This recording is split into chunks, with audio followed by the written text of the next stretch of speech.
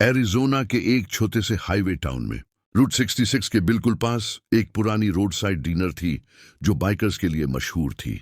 हर Sunday वहां motorcycles की गरज, लेदर जैकेट्स और रोड की धूल से भरे चेहरे नजर आते। उस दिन भी पार्किंग लॉट में लगभग 40 हैवी बाइक्स खड़ी थी। हार्ली और इंडियन इंजन्स की आवाज हवा में गूंज रही थी। ये सिर्फ बाइकर्स नहीं थे, बल्कि ज्यादातर रिटायर्ड सोल्जर्स और वेटरन्स थे जो सालों से एक दूसरे के साथ रोड शेयर करते आ रहे थे। डिनर के अंदर काउंटर के पास एक बुजुर्ग आदमी तन्हा बैठा था। उसका नाम फ्रैंक मिलर था, लगभग 70 साल का वियतनाम वॉर का वेटरन। उसने फेडेड ब्लू जीन्स पहनी हुई थी, सिंपल जैकेट और सर पर एक पुरानी कप जिस पर साफ लिखा था वियतनाम वेटरन। फ्रैंक चुपचाप अपनी कॉफी पीता जा रहा था। उसकी पोस्चर में अब भी मिलिट्री डिसिप्लिन था, सीधी पीठ, शांत आंखें और चेहरे पर वो खामोश सुकून जो जिंदगी के सबसे सख्त दिन देख चुका हो। इसी वक्त डिनर का दरवाजा जोर से खुला। एक यंग टिकटॉकर अपनी छोटी टीम के साथ अंदर आया।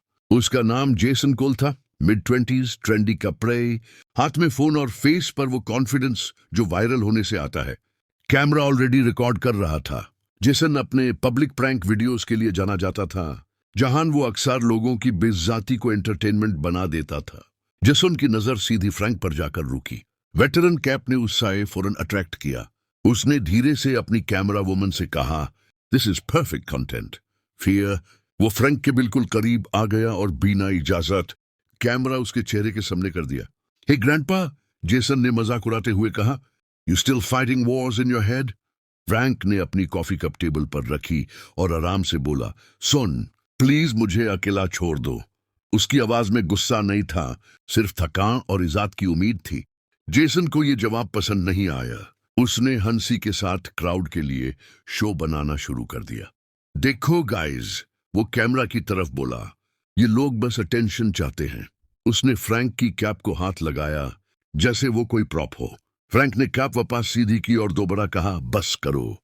अगला पल बिल्कुल अचानक और सख्त था।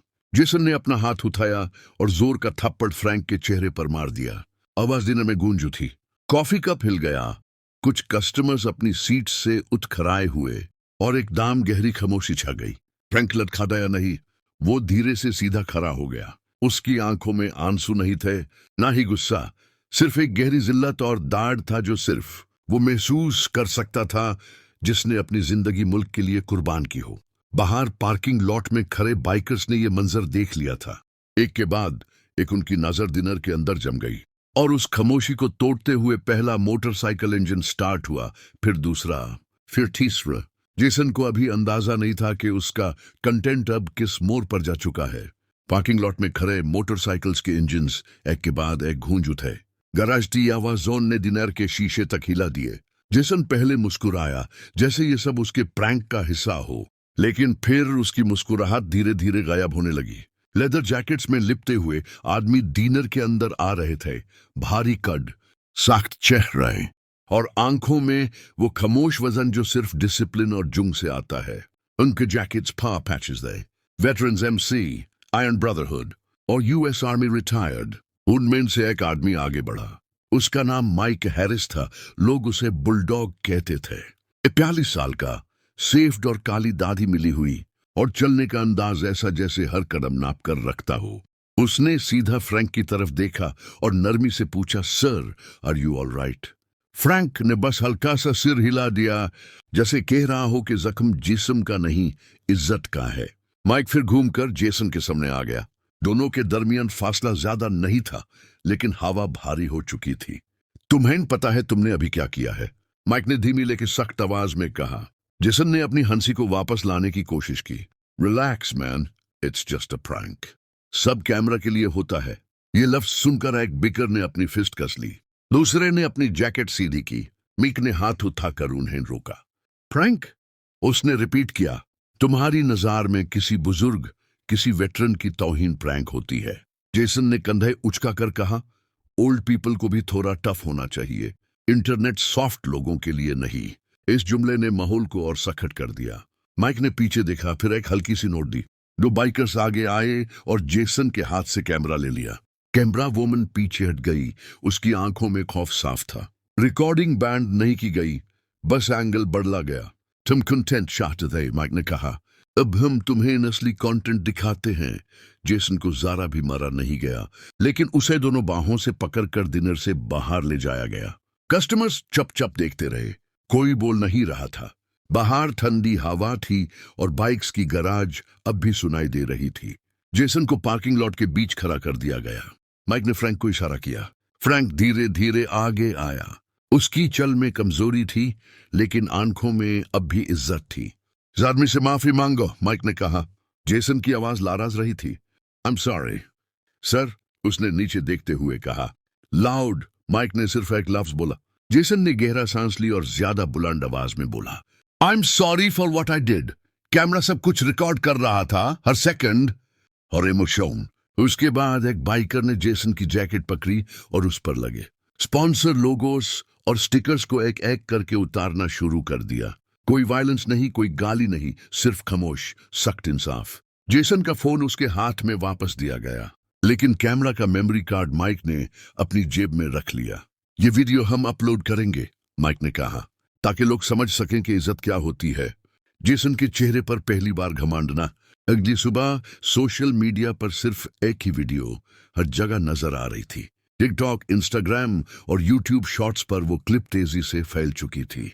टाइटल सीधा और सख्त था, you don't slap a veteran. Video के शुरू में जेसन का प्रैंक था, फिर वो थप्पड़, और फिर पार्किंग लॉट का सीन जहां बाइकर्स खामोशी के साथ इंसाफ कर रहे थे। हर फ्रेम में एक ही पैगाम था, इज्जत मजाक नहीं होती। लोगों का रिएक्शन बेमिसाल था। कमेंट सेक्शन गुस्से, शर्मिंदगी और सपोर्ट से भरे हुए थे। हजारों लोग लिख रहे थे कि ये सिर्फ एक बुजुर्ग का नहीं, बल्कि पूरी कम्युनिटी का अपमान था। कुछ ने अपनी मिलिट्री सर्विस की कहानियां शेयर की, कुछ ने अपने वालिद और दादा को याद किया। वीडियो वायरल होती चली गई और जेसन का नाम ट्रेंडिंग लिस्ट में बिल्कुल मुख्तलिफ वजह से आ गया। बापुलापन गंतुन के अंदर जेसन के स्पॉन्सर्स ने एक एक करके अपने कॉन्ट्रैक्ट्स खत्म कर दिए। ब्रांड्स ने पब्लिक स्टेटमेंट्स जारी किए कि वो किसी भी किस्म की बेइज्जती और डिसरिस्पेक्ट को सपोर्ट नहीं करते। उसका टिकटॉक अकाउंट टेम्परेरीली सस्पेंड हो गया और फॉलोअर काउंट, जो कभी उसकी ताकत था, अब उसके लिए बोझ बन चुका था। जो शख्स कल तक लाइक्स और व्यूज के लिए जी रहा था, आज अपनी गलती के बोझ तले दब चुका था। फ्रैंक मिलर ने मीडिया के कॉल्स का जवाब देने से इनकार कर दिया। जब लोकल रिपोर्टर ने उसे इंटरव्यू के लिए रोका, तो फ्रैंक ने बस इतना कहा, मैं हीरो नहीं हूं, मैं सिर्फ एक सिपाही हूं जो अपनी जिंदगी जी रहा है। वो दोबारा उसी डिनर में आया, वही कॉर्नर सीट, वही कॉफी। लोग उसे पहचान कर खामोशी से सिर झुकाते, जैसे बिना अल्फाज के इज्जत अदा कर रहे हों। अगले संडे बाइकर्स फिर से उसी डिनर के बाहर जमा थे। इस दफा माहौल में गुस्सा नहीं, सुकून था। माइक हैरिस ने फ्रैंक के पास आकर कॉफी का कप उसके सामने रखा। सर, अगर आप ना होते, शायद आज भी लोग समझते कि सब कुछ मजाक है। फ्रैंक ने हल्की सी मुस्कुराहट के साथ कहा, बेटा, हमने जुंग तालियों के लिए नहीं लाड़ी थी, हमने बस ये चाहा था कि लोग एक दूसरे को इंसान समझें। बाइकर्स ने बिना किसी शोर के अपनी बाइक स्टार्ट की। एक के बाद एक मोटरसाइकिल्स हाईवे पर निकालती चली गई। उनके पीछे सिर्फ टायर मार्क्स और एक कहानी रह गई, ऐसी कहानी जो सिर्फ रिवेंज के बारे में नहीं थी, बल्कि बाउंड्रीज के बारे में थी। इंटरनेट ने कुछ दिन बाद नया टॉपिक ढूंढ लिया, लेकिन वो वीडियो वहीं रही। लोग जब भी उसे देखते, एक बात याद रखते, वायरल होना आसान है, लेकिन इज्जत खोना बहुत महंगा पड़ता है। फ्रैंक अपनी कॉफी के आखिरी घोंट के साथ उठ खड़ा हुआ, अपनी कैप सीधी की और धीरे से बाहर निकाल गया, बिल्कुल उसी तरह जैसे असल हीरोज निकालते हैं, बिना शोर के,